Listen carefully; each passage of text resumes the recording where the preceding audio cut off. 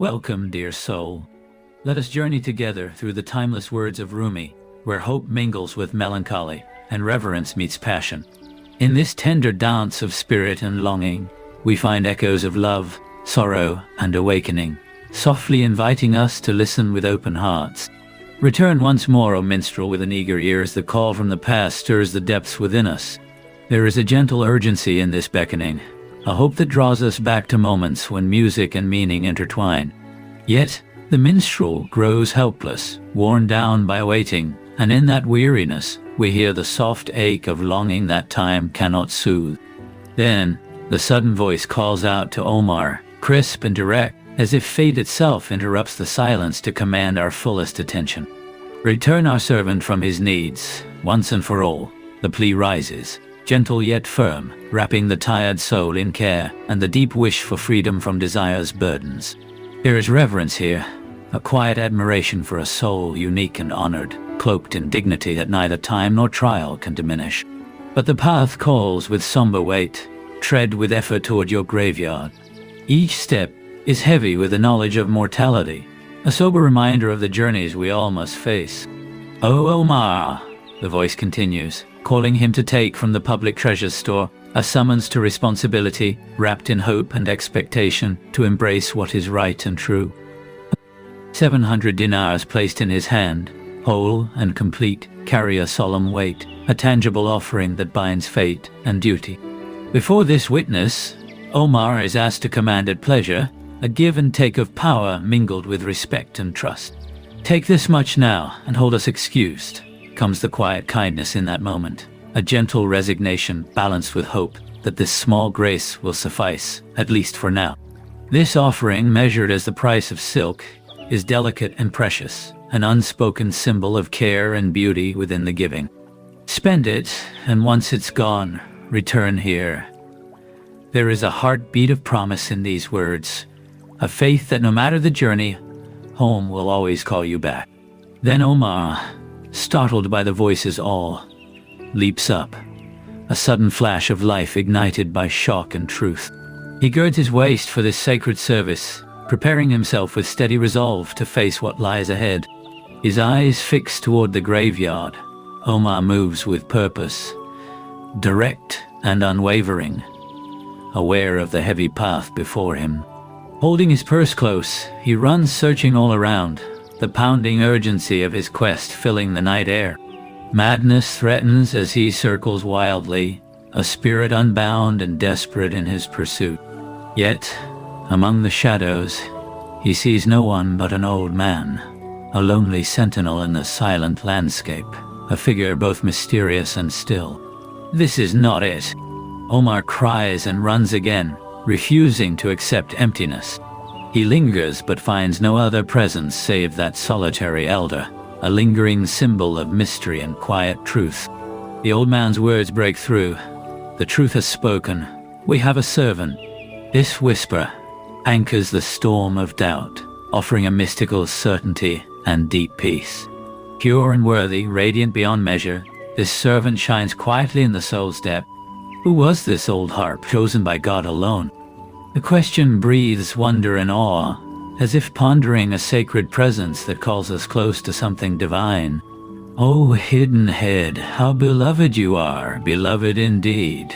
Love here feels like a secret flame burning softly in the quiet shadows. Once again, Omar circles the graveyard, caught in the cycle of yearning, unwilling to relinquish hope just yet. Like a hunting lion roaming the plains, fierce desperation fuels his wild search, raw and untamed. He becomes certain there is none but that old man, settling with calm conviction into that undeniable presence. In the darkness, the heart holds much light, the elder says, a radiant paradox reminding us that even in our deepest shadows, a steady flame glows within, quietly refusing to fade. He came with deep respect and seated himself there, reverence folding gently around the moment like soft rain. A sudden sneeze breaks the stillness, stirring life and surprise, the smallest sounds awakening the soul. When Omar saw him, he froze in wonder, caught in awe so complete the world itself seemed to pause. Yet, as he meant to leave, His body trembled, a fragile dance between readiness and fear, strength and vulnerability. He whispers inwardly, "Oh God, grant me justice." A prayer raw and hopeful, stretching beyond himself toward mercy and balance. But then, tension breaks forth.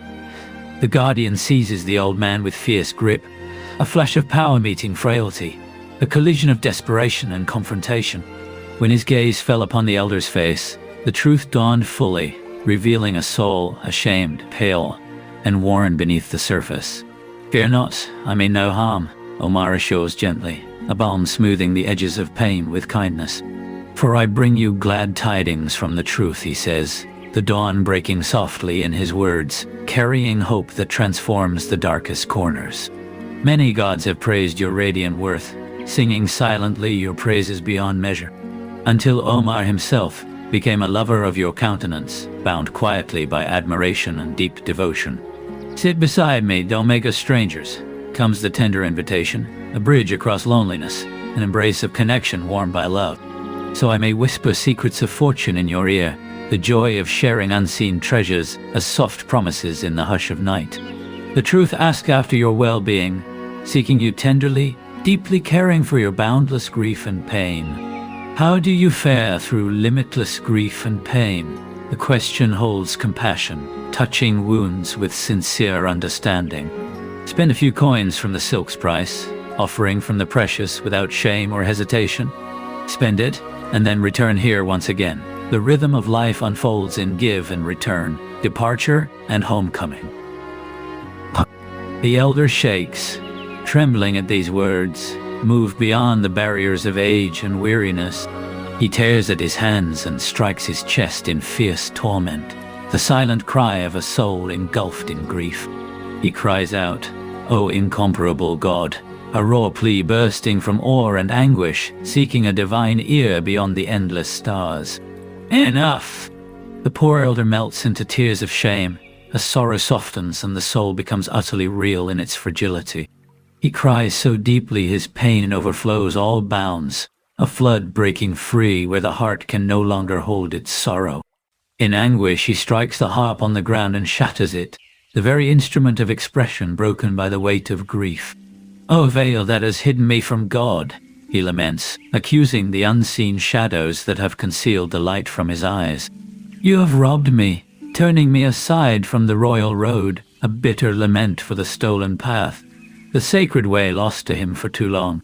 "For 70 years you have drunk my blood," he mourns. The long seasons of suffering burn deep into his being. "Because of you, my face is dark before perfection," he confesses, carrying the heavy shadow that shame casts over the soul's vision of light. Yet even amid this darkness he calls out, "O God, generous and faithful in gifts, seeking mercy and grace from the one who loves endlessly.